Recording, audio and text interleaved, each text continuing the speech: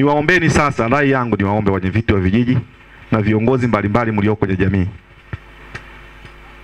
kwamba watumishi hawa ni ndugu zetu, watumishi hawa ni wadogo zetu, ni watoto wetu. Tuwapeni ushirikiano, tuwalinde kama unavyolinda mtoto wako.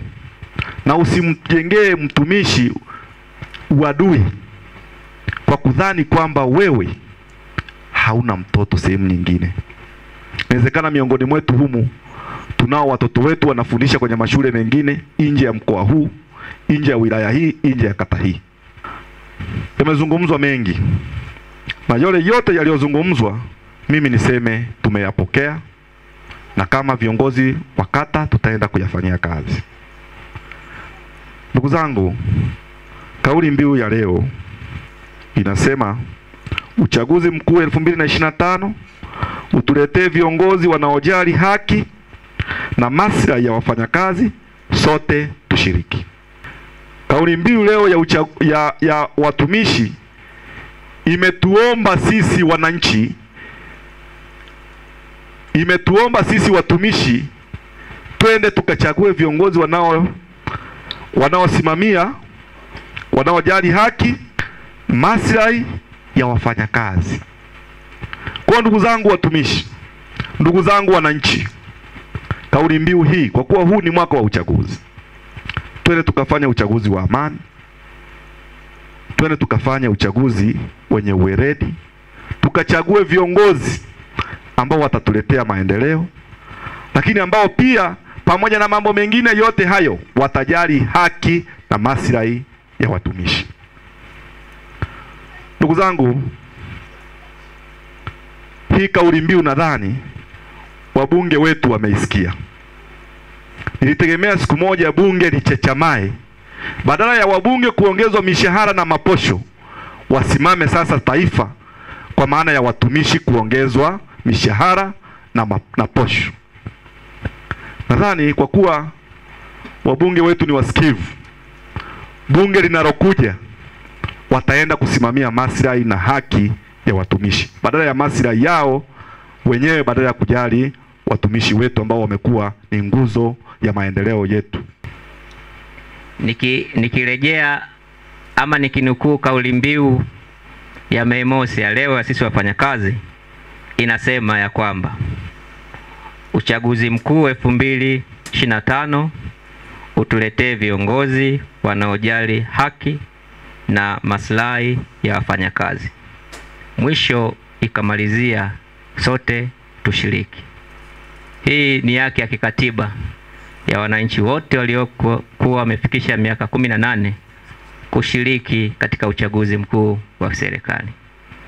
Yapo maeneo mbalimbali ambao mtumishi anapopangiwa kwenye vituo vya kazi yanakuwa na changamoto katika utekelezaji wa shughuli zetu za kiutendaji. Lakini hili tunawarudishia wananchi, viongozi ambao wataupata dhamana, haki ya kuwasimamia wananchi na watumishi walioko ndani yake, kushirikiana kutatua maeneo hayo ambayo yanaopelekea kuwa na changamoto, kuleta maendeleo kwenye hayo maeneo, hususan kwenye nyumba za watumishi. Yapo maeneo ambayo yanahitaji nguvu na support kwa kushirikiana na wananchi. Lakini hilo lote haliwezi likafanikiwa kama sisi wote hatukuwa na ushirikiano wa namna yoyote. Tunapokuwa na ushirikiano ndio anatupelekea sisi kujenga maendeleo. Nimefurahi kuona kwamba kumbe umoja upo katika kata yetu, na tuendelee kuwa na mshikamano huo. Pia nimshukuru diwani wetu wa Nyanungu kwa juhudi ambazo anazifanya za kipekee kabisa kwa kujitoa ili tuweze kuona maendeleo katika kata yetu. Nakushukuru sana diwani. Mimi nipende tu kuwaasa kama mwenyekiti wa bodi kwamba utumishi ni wito. Utumishi ni wito. Kwa hiyo naombeni watumishi wetu wote wa Nyanungu mzingatie maadili yale ya utumishi. Muwe viongozi wema, muonekane katika jamii na jamii iweze kuwasapoti na kuweza kushirikiana nanyi bega kwa bega. Nadhani hilo tunalo, hata wananchi tunalionyesha kwenu.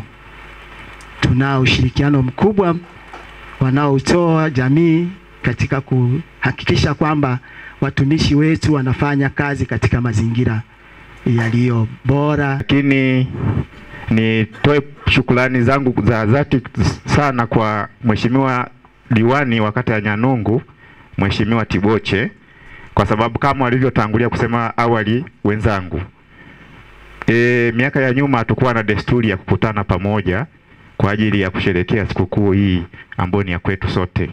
Lakini tangu mwaka jana tumekuwa pamoja. Tulikuwa tukifanya kazi kata ya Nyanungu, wengine hatufahamiani. Tunakutana huko mitaani lakini hatufahamiani. Lakini sasa hivi asilimia kubwa tunafahamiana. Huu moja ni nguzo ya utendaji kazi ambayo mwisho wa siku inaweza kutufanya tufanye kazi yetu katika hali ambayo ni nzuri zaidi. Ni waombe kitu kimoja wafanyakazi wenzangu, kwamba tumeaminiwa na serikali kwa ajili ya kuelimisha watoto, lakini pia kada zingine tufanye kazi kwa moyo mmoja. Tushirikiane na wananchi ambao tumewakuta hapa, palipo na changamoto tusisite kupata ushauri kutoka kwao. Lakini pia kwa baba zangu na mama zangu na viongozi wa kata ya Nyanungu, sisi watumishi tunahitaji ushirikiano wenu wa hali na mali ili kuweza kufanya kazi ambayo imetuleta hapa. Lengo ni kuleta maendeleo katika kata ya Nyanungu na mwisho wa siku tuweze kufanya kazi kwa amani. Mimi nawashukuru watumishi kwa muungano huu mnaofanya siku yenu ya wafanyakazi duniani. Hii inapendeza, tunaomba muendelee kuwa hivyo, muendelee kuwa na umoja, muwe na mshikamano. Wengi ni vijana wetu, tunaomba tuwe na ushirikiano pande zote. Kuna kitu leo nimejifunza hapa kutokana na watumishi waliokuwa hapa. Kumbe nimeona kata ya Nyanungu ina watumishi wengi sana. Nimekuwa nikifikiri ni walimu tu, lakini nimeona kuna watumishi aina mbalimbali. Tena watumishi ambao ni mchanganyiko. Siku za nyuma ndugu zangu tulipata tabu sana. Enzi zangu mimi nasoma, tulikuwa na mtumishi wa jinsia ya me ambaye alikuwa ni mmoja tu. Alikuwa anaitwa Mwalimu Elida, kama mtamkumbuka Mheshimiwa Diwani. Hatukuwahi kupata mtumishi mwingine tofauti na huyo, na hata alipoondoka ili tuchukua muda kupata mtumishi mwingine wake. Lakini sasa hivi kumbe mambo yanaenda hatua kwa hatua, mambo yanaenda nabadilika. Sasa hivi naona tuna watumishi jinsia ya kike wengi mno, tena wengine ni mabinti. Hii siku ya Mei Mosi kwa baadhi ya kata zifanyiki, lakini kwa kata ya Nyanungu imekuwa ni desturi zetu kufanya hii siku kila mwaka. Mwaka jana tulifanya na mwaka huu tumefanya. Ni kwa nini tunafanya? Ni kwa sababu ya uongozi mzuri wa mwenyekiti wetu wa maendeleo ya kata. Kwa mwenyekiti wa maendeleo ya kata binafsi na watumishi wenzangu, nadhani shukrani zote zikwende wewe, kwa sababu umekuwa muhimili mkubwa sana kwetu sisi. Si kwamba ni kwa Mei Mosi tu, hata kwa upande wa elimu anatusapoti kwa asilimia kubwa sana. Nadhani kwa upande wangu walimu wote wanafahamu hilo. Ikitokea changamoto, nadhani tunaitatua sisi kama sisi, tukishirikiana na mwenyekiti wetu wa maendeleo ya kata. Huyu hapa ni bosi wetu. Taarifa zetu za kielimu zote lazima tumwambie yeye, anazitatua. Nadhani nyewe wenyewe mnajionea kwa upande wa miundombinu, kwa upande wa elimu, nadhani hilo halina shaka. Tukianzia Nyanungu sekondari hapa, mkigeuka huko nyuma kuna milioni za pesa ziko pale. Kwa upande wa elimu, Kegonga sekondari inajengwa kuanzia chini mpaka juu. Ni jitihada za mwenyekiti wa maendeleo ya kata. Sasa jiulize, ni kwa nini kata zingine hayo hayapo? Si kata zote zinafanya mambo kama hayo. La hasha. Nadhani ni jitihada zetu WDC tukiwa na jemedali wetu ambaye ni Bwana Tiboche. Bwana Tiboche, mimi nikuombe uendelee kufanya hivyo hivyo, hata kama ikitokea vinginevyo. Wewe ni mdau mkubwa wetu sisi na tunakutakia kila laheri. Na kwa jamii ya Nyanungu, mimi binafsi, kuna mzee mmoja amesema kwamba Nyanungu ya sasa sio ya zamani, na ni kweli. Nilipokuja hapa 2017, mwalimu alipokuwa na ripoti tu alikuwa anaandika barua kubadilishiwa kituo, lakini kwa sasa hivi hili halipo. Kwa hiyo watumishi wengi wanatamani wafanyie kazi wapi? Nyanungu. Tunaangalia vitu vingi sana kufanya kazi, miundombinu, umeme, kila kitu kinapatikana. Ina maana kinachopatikana Kegonga kinapatikana wapi? Mjini. Kwa hiyo niwaombe ndugu watumishi, tufanye kazi iliyotuleta hapa, jamii itupe ushirikiano. Nadhani nyewe wenyewe mnaona jamii inatupa ushirikiano kwa baadhi ya vitu. Kwa majina naitwa Akren Shaibu Kapwela, ni mwalimu shule ya msingi Nyandage, lakini vile vile ni mhasibu wa umoja wa watumishi kata ya Nyanungu. Kipekee ni mshukuru Mungu aliyetuwezesha mpaka tukafika siku ya leo. Tumefanya tukio letu la Mei Mosi kama watumishi wa kata ya Nyanungu. Na la kusisitiza tu ni kwamba naiomba serikali pamoja na viongozi wazingatie haki na maslahi ya watumishi kwa siku kama hii ya leo. Maana ndio siku pekee ya sisi watumishi kuwasilisha changamoto na kero zetu. Zaidi ya yote niwatakie Mei Mosi njema. Kwa majina naitwa Faith Nation, ni mwalimu katika shule ya msingi Kegonga. Leo ni siku yetu ya Mei Mosi. Kwa kweli siku hii ni siku ya wafanyakazi duniani. Kwa kweli tumefurahi binafsi kabisa, hasa kwenye kata yetu hii ya Nyanungu.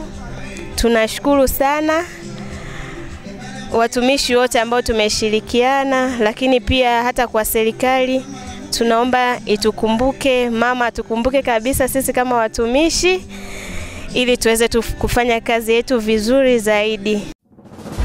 Moregas English Medium School ni shule ya awali na msingi iliyoko Sirari, wilayani Tarime, mkoa wa Mara, nchini Tanzania. Ni shule ya kutwa na bweni yenye mazingira wezeshi na rafiki kwa mwanao. Shule yetu inaendelea kufanya vizuri sana. Rejea matokeo ya darasa la 7 mwaka 2024. Watoto wote 61 wamepata ufaulu wa daraja A. Wanafunzi 14 wamechaguliwa kujiunga na shule za bweni, ikiwemo shule ya Tabora Girls, Mzumbe, Mara Girls, Pugu, Shinyanga Girls, Dr. Badrida Buriani na Tumaini. Ndiyo, karibu sasa, mlete mwanao apate elimu bora. Kwa mawasiliano, piga simu namba 0765 65 67 05 au 0628 94 34 24 au 0745 49 41 02. Wote mnakaribishwa.